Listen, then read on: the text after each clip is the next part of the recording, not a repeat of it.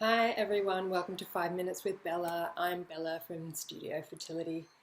Now today we're going to be talking about how a baby will not make you happy. Well, maybe not long term anyway.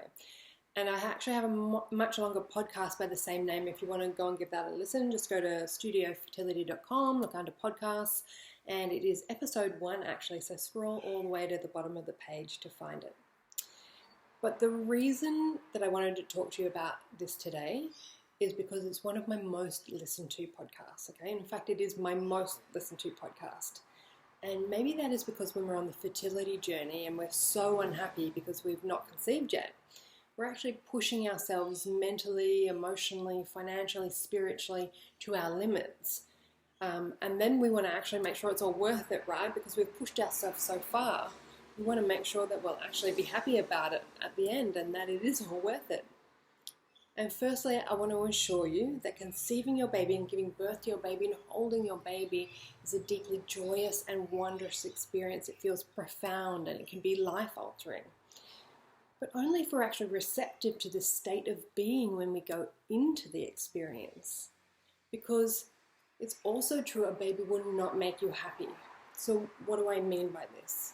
Well, firstly, it's a lot of pressure to put on a baby, right? And putting the onus on being happy on things outside of ourselves is actually a dangerous game to play. It puts us as the victims of our lives and not the empowered women we should be, that I want you to be.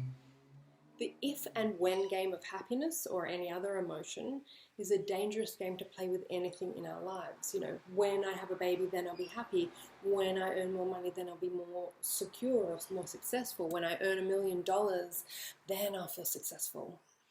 Like I said, we should never put the onus on being happy or successful outside of ourselves. Things don't make us happy. We allow things to make us happy. The only thing that can actually truly make us happy is ourselves. What we decide makes us happy. Because when we put the measure of this success and happiness on things outside of ourselves, things outside our control, then by definition we actually let these things control us. And I'm sure you don't want that anymore. Now, if you were to say, if I was to say to you the whole, when I get $1 million, then I'll be successful, or then I'll feel secure, then as a logical, rational being, you can probably understand that the person that says this will never feel successful, because once they make 1 million, then it'll be 2 million, then it'll be 10 million, and they'll never quite feel satiated, because the driving force behind making that money is not about money itself. It's about success and feeling successful. Maybe because they're trying to prove something to somebody, they could never get the love of their mother or father or something like that, and they think that if they do this, that they'll somehow be worth it and prove their love, and their parents will see how amazing they are, and and maybe it all started when they were young and their dad decided that 95% on a test just wasn't good enough. Maybe that's their driving force. Now, the whole "I can only be happy when I have a baby" thing is similar, because we're actually saying that the only way we can be happy in life is with a baby. We're starting to feel into it and say that we're somehow less than without the baby, that our life won't be as rich or won't mean as much, and our life won't be or can't be this truly miraculous and amazing experience without this baby. Now, I don't know about you, but that seems limited and sounds absolutely terrifying. And actually, they've done studies which found that the happiest subgroup of women in society are those that are unmarried and childless. Now, I'm in no way diminishing the deep desire you have in your heart to have your baby, because it's wonderful and amazing. And I know that deep desire you feel is very real. I've walked every mile in your shoes, so to speak. And I know that deep desire that you feel is often a real connection to a baby spirit that is coming to you. And I'm not saying that you will not experience sadness around your fertility journey or sometimes feel like it's too much, but I am saying that there is a way to do the fertility journey differently, because that brings me to my second point. I also say that a baby will not make you happy because I've seen women completely destroy their lives in the pursuit of conceiving their baby. What point is having a baby if you've completely destroyed all that is around you? Is that the kind of environment you want to bring your baby into? broken friendships, broken marriages, but most importantly, a broken woman, broken emotionally, spiritually, financially, mentally, physically. What energy then do you have left to parent your child? What guide can you be to a child if you're emotionally depleted and have nothing left to give? And these women typically don't enjoy their pregnancies because they're constantly fearful of miscarriage or something being wrong or going wrong. And they have a lot of problems during their pregnancy and or in giving birth. They aren't connected to the experience and they don't enjoy it. And I find this is because they have not found a way yet to enjoy their lives or to connect to themselves intuitively or learn how to be grounded, to actually just care for themselves.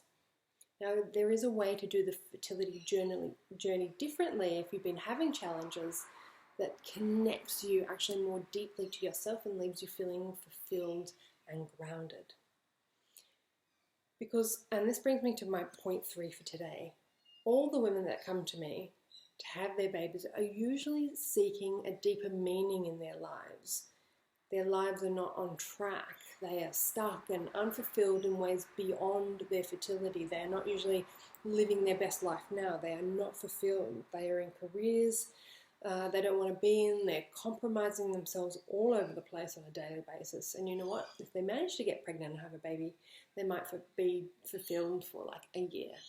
And then all the same issues of unfulfillment come back.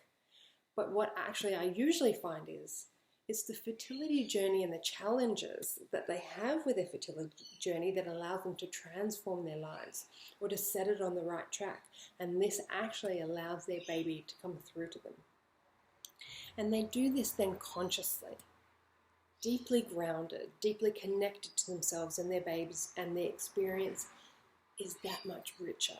They don't feel like they have survived something.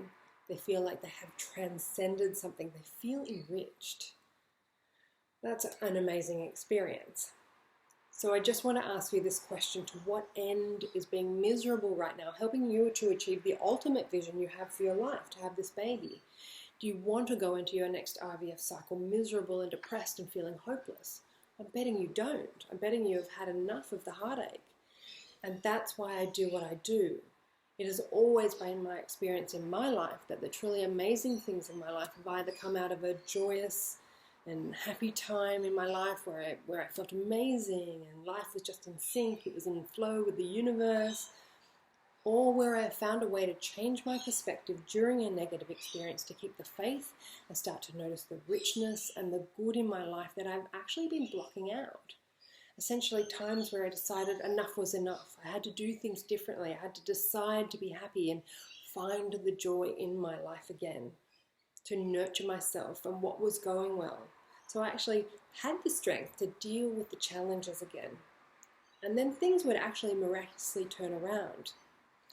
Because if 95% of your life is going pretty well, then the 5% that isn't going well is a lot easier to deal with. But when only 5% of your world is going well, then 95% is way too much just for anyone.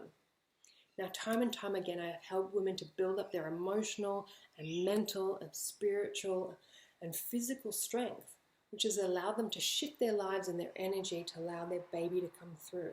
And you can do it too. Just start to notice today the good things in your life right now, even if it is just how much you're enjoying the ice cream you're eating that you swore you wouldn't eat today.